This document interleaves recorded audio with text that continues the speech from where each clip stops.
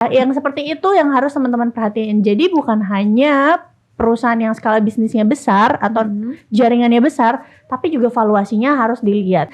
Dan jangan kira yang namanya investor itu nggak bisa rugi atau capital loss, atau nggak bisa mereka cut loss. Karena kekuatan uang kita berbeda, kesabaran kita berbeda, mindset kita berbeda gitu ya. Kalau misalnya aku nih katakan sahamnya turun, mungkin aku setiap bulan punya kekuatan untuk DCA. Iya, DCA atau average down. Tapi kan kalian belum tentu. Jadi yang kalian lihat di sosmed, kalian jangan telan mentah-mentah. Contoh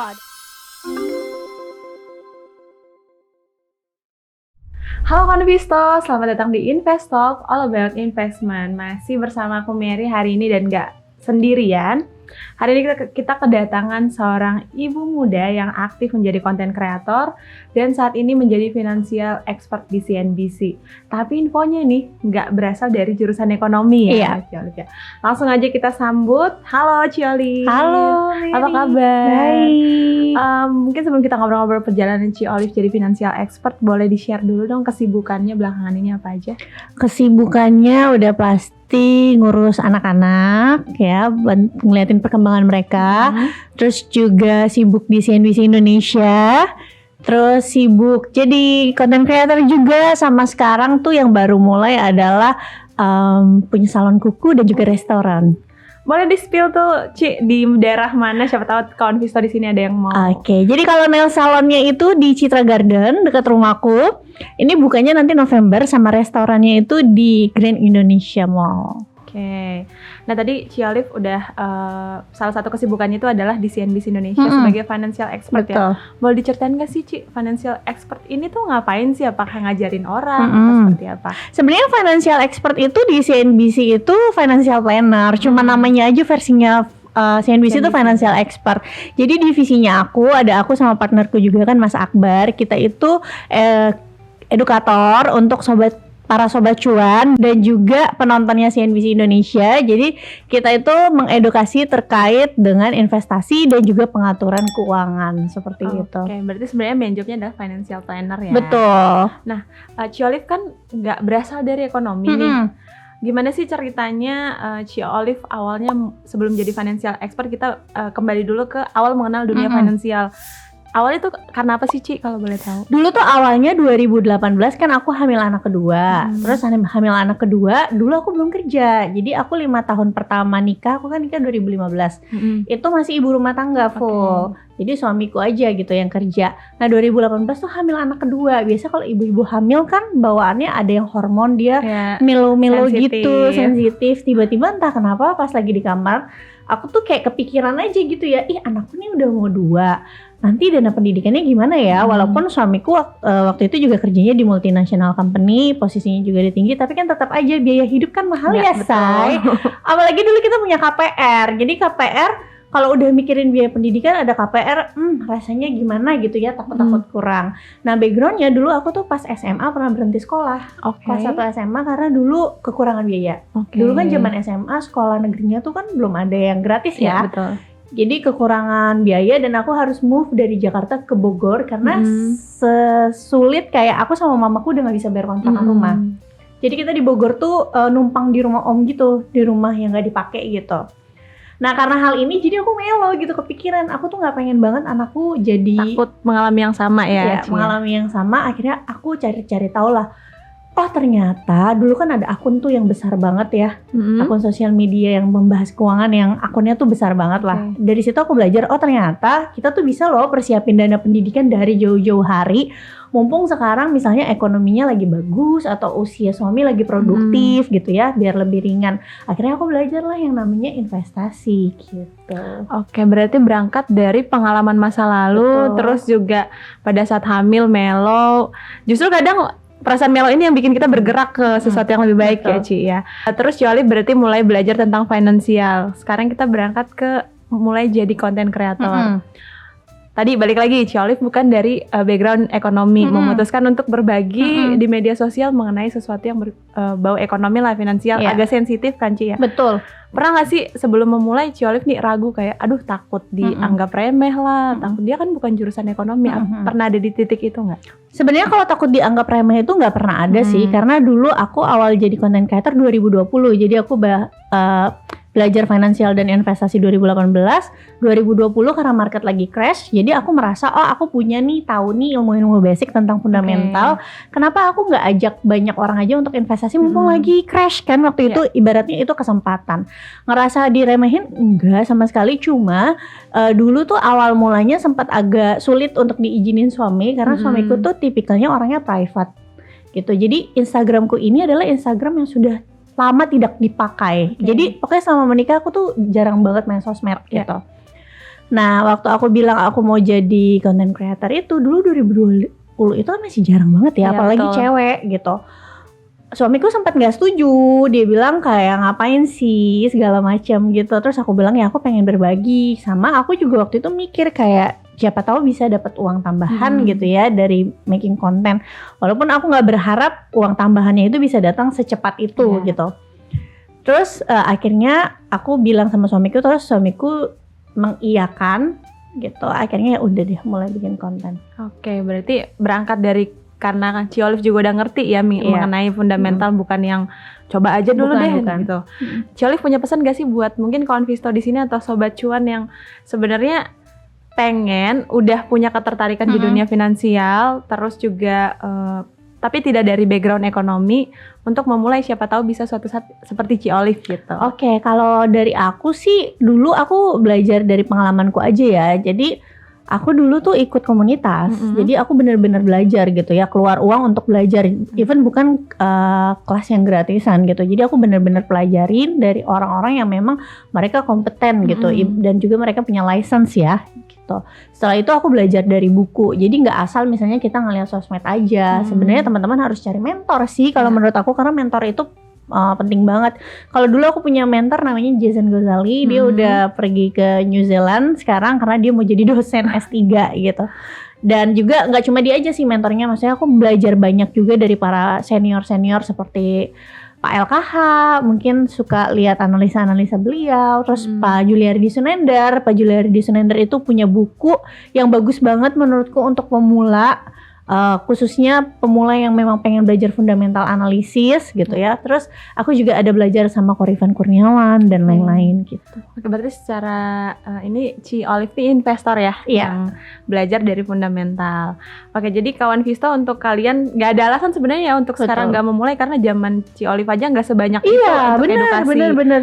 Sementara sekarang kita buka TikTok, YouTube, Instagram udah banyak banget. Dulu 2018 tuh lumayan susah loh cari orang yang ngajarin, maksudnya kita cari kelasnya gitu, yang mana gitu, karena masih tabu banget. Kalau sekarang kalian kayak di mana-mana sosmed, banyak orang kayaknya buka kelas gitu. Iya betul, dari yang mulai yang gratis sampai yang berbayar juga udah ada.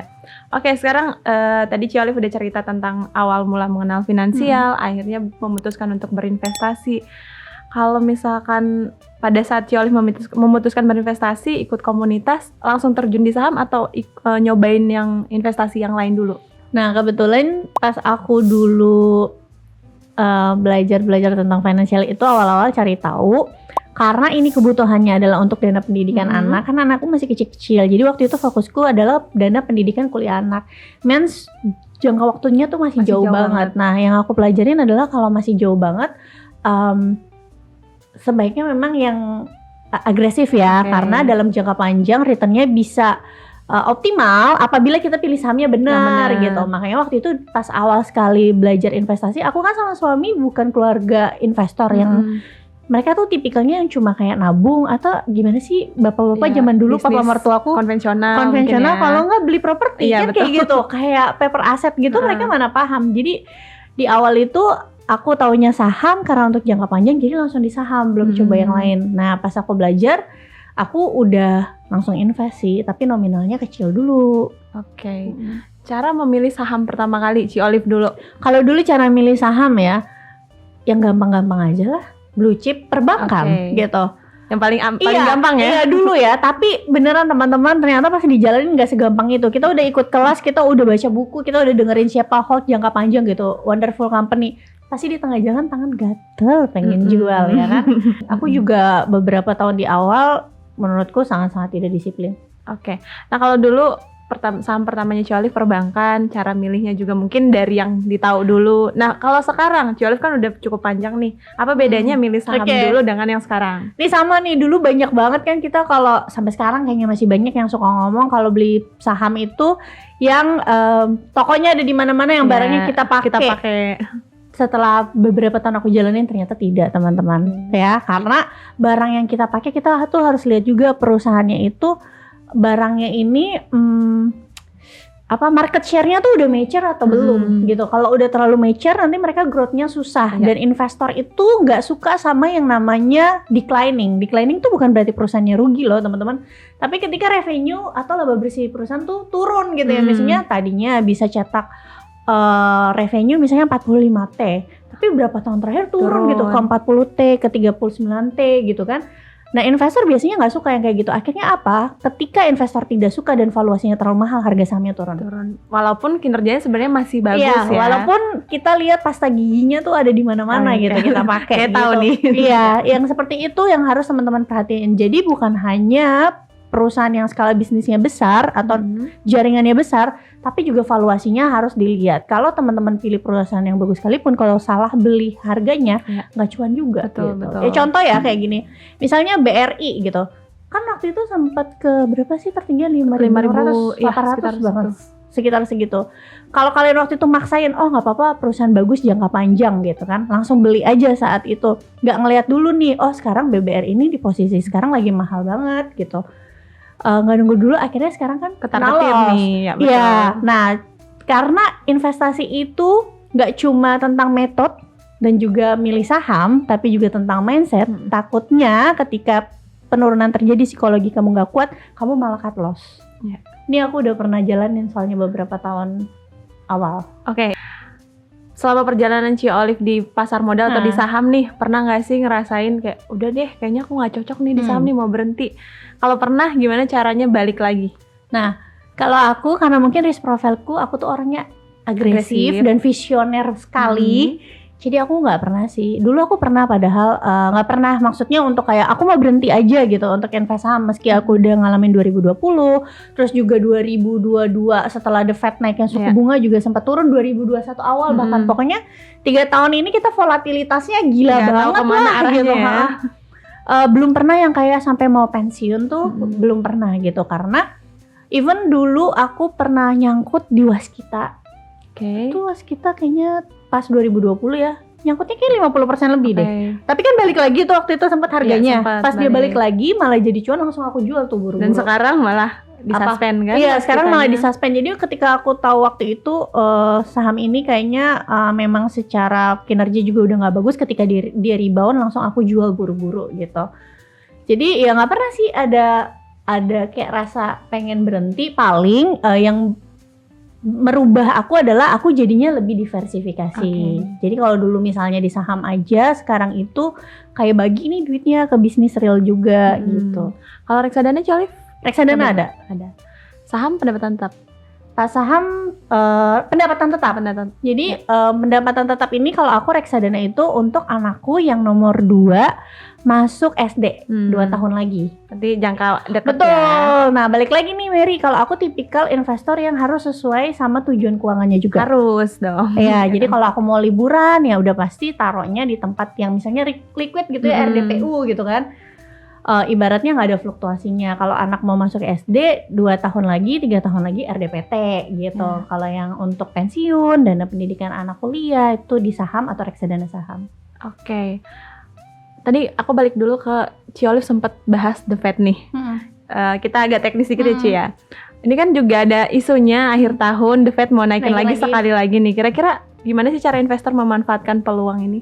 Kalau menurut aku biasanya kalau suku bunga Amerika naik, emerging market juga ikutin naik. Makanya kemarin Bank Indonesia tuh udah duluan kan naikin. Sebenarnya apa sih tujuannya? Simpelnya itu sebenarnya buat jaga spread aja kok. karena Amerika itu negara maju, Indonesia itu negara emerging, jadi harus ada spread gitu loh, jarak antara suku bunga Amerika dengan suku bunga di Indonesia. Ya ibaratnya Amerika itu kan negara yang lebih aman secara geopolitik dan juga instrumen investasinya jauh lebih liquid dibanding negara kita. That's why nggak bisa tuh return imbal hasil investasinya seperti yield obligasi atau depositonya itu sama. Jadi nanti Indonesianya nggak menarik gitu ya. Tapi kabar baiknya adalah untuk investor, ketika the Fed naikin suku bunga yang diikuti sama Bank Indonesia, imbal hasil dari obligasi itu naik juga. Ya. Dan juga bukan obligasi aja ya, deposito. Jadi kalian kalau misalnya nggak mau di deposito, nggak mau lah Ci, di deposito pilihan lainnya bisa Pak RDPU. Oke, berarti sebenarnya tergantung kita mendiversifikasikan dari aset kita tadi kayak gimana ya Ci ya. Oke, kita balik lagi tadi sempat Ciolif mungkin sempat rugi juga di saham walaupun nggak sampai bikin mau berhenti. Tapi kalau cuan terbesar nih, boleh di-share nggak sih dari saham apa? As a nominal atau percentage? Percentage aja. Kalau percentage ASA sih. Oke, berapa persen? Dulu belinya di 520 atau 550, aku jual di hampir 2000 sih. Lebih dari 100, lebih dong ya? Iya. Gede banget ya, cuannya keren. Tapi kan tenang aja, nggak semua cuan kok, tetap ada yang cut loss. Tapi kan kalau kita tarik portofolio keseluruhan, yang penting itu. Nah ini aku mau ngingetin juga ya sama teman-teman semua. Panggilannya apa nih? Kawan Visto. Kawan Visto. Ini aku juga suka dapat DM yang kayak, Ci, misalnya saham aku yang ini merah gitu. Kalian tuh jangan fokus sama 1-2 saham yang merah gitu, tapi fokusnya itu sama keseluruhan porto kamu. Kalau porto kamu itu masih net profit, ya artinya perjalanan investasi kamu tuh masih bagus. Dan jangan kira yang namanya investor itu nggak bisa rugi atau capital loss atau nggak bisa mereka cut loss. Warren Buffett aja pernah cut loss ke tahun 2020. Banyak dia juga cut lossnya. Saham sepatu, saham airlines gitu. Nah mungkin ini juga yang banyak teman-teman investor nggak tahu. Kalau kita seorang trader, kita udah sering pasti dengar kata-kata cut loss. Tapi di investasi sendiri ada cut loss nggak sih? Dan pada saat kapan sih kita harus cut loss? Yang pertama kita harus lihat dari kinerjanya. Mungkin bisa aja kan kita ketika analisa melakukan kesalahan. Kita misalnya beranggapan perusahaan ini masih terus growth gitu. Tiba-tiba di tengah jalan ternyata growth-nya berubah karena misalnya kebijakan pemerintah.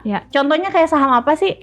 Rokok. Ya, kecuali yang Wismilak ya, karena dia beda jenis. Nah kalau udah kayak gini, yang punya kita lihat kebijakannya itu membuat margin perusahaan jadi mengecil. Otomatis valuasinya masih berubah dong, ya kan, re-rating. Kalau yang udah kayak gini, buat apa kita paksain ya? Memang sebaiknya kita cut loss, cari perusahaan yang masih growth seperti itu. Oke, berarti ketika tidak sesuai dengan alasan kita membeli di awal, tidak salah untuk teman-teman investor melakukan cut loss. Oke, sekarang biasanya kebanyakan menteri keuangan ibu nih di keluarga nih. Nah, kira-kira menurut Ciolif gimana sih cara seorang ibu untuk yang baru mau mulai investasi, untuk memulai investasinya lebih tepat di instrumen apa? Oke, kalau menurutku sih untuk para mami-mami nih yang masih baru-baru, kalau sekarang investasinya masih di emas, nggak masalah kok. Yang penting kalau investasi itu adalah sesuatu yang memang kalian pahami. Karena Warren Buffett juga bilang kan, resiko itu datang kalau kamu tuh nggak paham sama apa yang kamu beli gitu. Jadi kalau kamu memang ngertinya cuma RDPT aja atau obligasi aja, ya nggak apa-apa juga. By the way ya, aku tuh beberapa waktu lalu sempat lihat konten muncul di FYP aku gitu ya.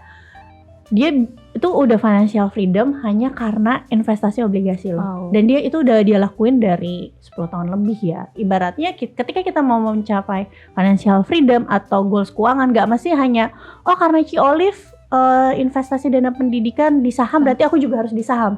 Gak gitu. Gak sama gitu. Semua orang ya Ci. Betul, karena kekuatan uang kita berbeda, kesabaran kita berbeda, mindset kita berbeda gitu ya. Kalau misalnya aku nih katakan sahamnya turun, mungkin aku setiap bulan punya kekuatan untuk DCA. Iya, DCA atau average down. Tapi kan kalian belum tentu. Jadi yang kalian lihat di sosmed, kalian jangan telan mentah-mentah. Contoh ada orang pamer porto 1 miliar. Kalian langsung ikutan beli 1 miliar. Nah, tapi kalian nggak tahu 1 miliarnya dia berapa persen dari total asetnya. Kalau 1 miliarnya dia cuma 10% dari total asetnya, itu saham turun 50% juga keuangannya ibaratnya tidak terlalu terganggu.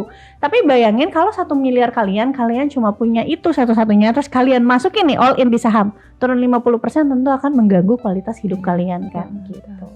Oke, kalau misalkan seorang ibu sudah memutuskan untuk investasi di saham aja deh, tapi nggak punya waktu untuk baca laporan keuangan, kira-kira ada nggak sih Ciolif cara yang gampang, apakah baca berita ataukah sebenarnya data-datanya sudah tersedia di mana gitu yang tanpa kita harus baca lembar per lembar laporan keuangan. Kalau ya kan nggak semua orang punya kemampuan untuk baca selama itu ya. Sebenarnya di aplikasi sekuritas tuh biasanya udah nyediain yang namanya case statistik. Jadi minimal kalian pelajarinlah rasio basic gitu ya. Seperti apa itu price earning ratio, PBV, gross profit margin, ROI. Menurut aku itu yang penting ya. NPM, debt to equity ratio. Di case statistik ada. Kalau kalian udah paham nanti kalian bisa kok memilih sendiri perusahaannya. Ya coba belajar analisa saham-saham yang ada di blue chip, walaupun tidak semua blue chip bagus ya. Startnya mungkin dari perbankan atau juga consumer goods. Oke, seperti kata Ciolif, data tersebut juga sudah tersedia di aplikasi Investasiku, teman-teman. Jadi silakan kalau kalian mau coba analisa-analisa sederhana, tinggal dibuka, masuk ke akun Investasiku, nanti masuk ke kode sahamnya dan diklik di statistiknya akan muncul data-data tersebut. Jadi berumah tangga nggak perlu download laporan keuangan, baca semuanya, tinggal dilihat aja di aplikasi. Oke, sebelum kita menutup sesi ini, Ciolif, kita mau main games dulu. Boleh? This or that. Oke. Nanti Ciolif jawab cepat. Alasannya enggak? Alasannya beserta Juga, alasannya. Oke, yang pertama liburan atau belanja? Liburan. Kenapa? Karena kalau liburan terutama sama anak-anak, aku tuh kasih mereka pengalaman gitu. Jadi bisa lebih bonding juga dibanding kalau belanja kan yang pakai aku sendiri. Oke. Liburan di pantai atau di gunung? Pantai. Karena Aku suka banget pantai. nggak panas, Ci?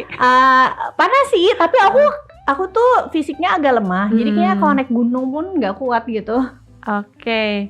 Berikutnya trading atau investasi? Investasi. Karena aku sibuk kerja, jadi aku tuh kalau pilih saham harus banget yang memang bisa aku tinggal. Tapi bukan berarti aku tidak trading sama sekali ya teman-teman. Sometimes aku trading tapi jarang banget, dan biasanya yang aku trading ini tuh yang benar-benar high conviction. Oke. DCA atau lamsam? DCA. DCA. Alasannya sih? Aku sih sebenarnya cuma ada satu saham yang DCA, cuma karena basis followersku itu kebanyakan pemula, jadi untuk memitigasi risiko, aku selalu consider mereka untuk melakukan DCA. Oke, yang terakhir, hidup dari dividen atau hidup dari AdSense? Hidup dari dividen. Makanya sekarang bangun bisnis kan? Oke, udah ada beberapa pertanyaan yang dijawab secara lugas sama Ciolif. Mungkin terakhir, Ci, sebelum kita menutup, boleh pesan-pesan buat teman-teman yang mau mulai investasi tapi masih ragu, masih takut gitu, biar mereka mau untuk memulai dulu. Oke. Pesan aku adalah untuk teman-teman semuanya, start small, jangan buru-buru langsung pengen kaya. Nggak ada jaminan cepat kaya di market, apapun itu instrumennya gitu ya. Kalau ada yang nawarin kamu investasi dengan return yang tiba-tiba gede, justru itu too good to be true ya.